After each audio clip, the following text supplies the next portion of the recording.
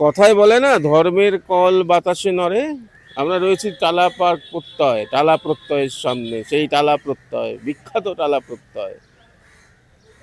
এবছর 2026-এর যে থিম, সেটা বাতাস, ভবতোষ সুতার সাথে, ভবতোষ সুতার। এবার এর মধ্যে, এর আগে যখন ছিল তখন ধর্মের কল বাতাসে নড়েনি আর কি, মানে তখন আগের সরকার ছিল।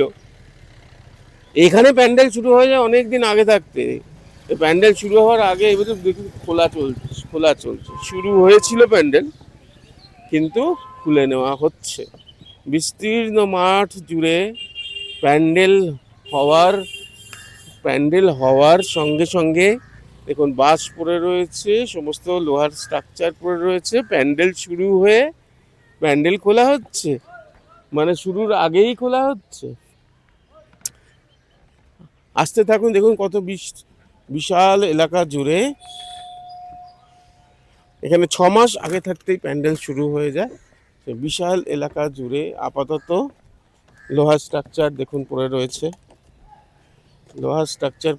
যেটা বলছিলেন যে এবছরেরই প্যান্ডেল খোলা হচ্ছে না?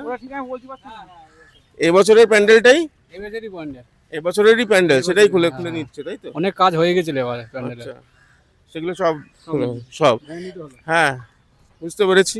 বুঝতে পারছেন, যারা সাধারণ কর্মী যারা, তারা সত্যি কথা বলেন, তারা একদম পরিষ্কার জানিয়ে দিচ্ছেন তো হবারই ছিল। তার কারণ পুজোটা প্রশ্নের মুখে।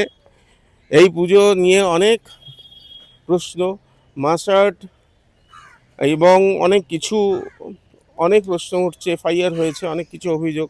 তাই এই ভবতোষ সুতারের এই মণ্ডপ সজ্জা, মানে প্রত্যেকবারই আমরা যেটা দেখি যে পুজোর অনেক আগে আগে শুরু হয়ে যায়, সেই পুজোর আগে আগে সব শুরু হয়ে গিয়েছিল। দেখুন এই পুরো এলাকা জুড়ে মাঠের ওপরে কি করা হয়েছে দেখুন, একদম এই দিকটা দেখাও, দেখুন মাঠের ওপরে এই যে স্ট্রাকচার, সিমেন্ট গেঁথে মাঠের ওপরে পুরো করা, পুরো মাঠ জুড়ে টালা প্রত্যয় ওইখানে এখনো রয়েছে।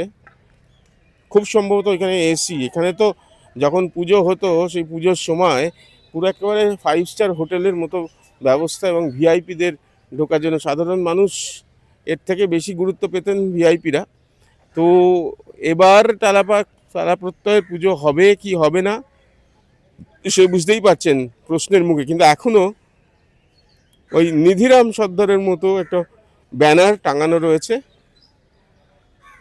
সেইখানে লেখা রয়েছে এবছর 2026-এর থিম বাতাস। আচ্ছা, আরও একটা বিষয়, গুরুত্বপূর্ণ বিষয়, সিলিন্ডারগুলো কীরকমভাবে পড়ে রয়েছে। এই সিলিন্ডার এইভাবে পড়ে রয়েছে, দেখতে পাচ্ছেন, এই সিলিন্ডার বিপজ্জনকভাবে পড়ে রয়েছে টালা প্রত্যয়ের।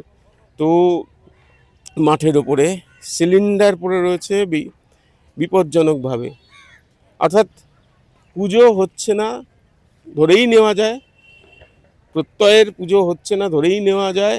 তার কারণ এই বছরের যে মণ্ডপ, সেই মণ্ডপ তৈরি হয়ে যাচ্ছিল ভবতোষ সুতারের, আর এখানে কোটি টাকার বাজেটের পুজো হয়।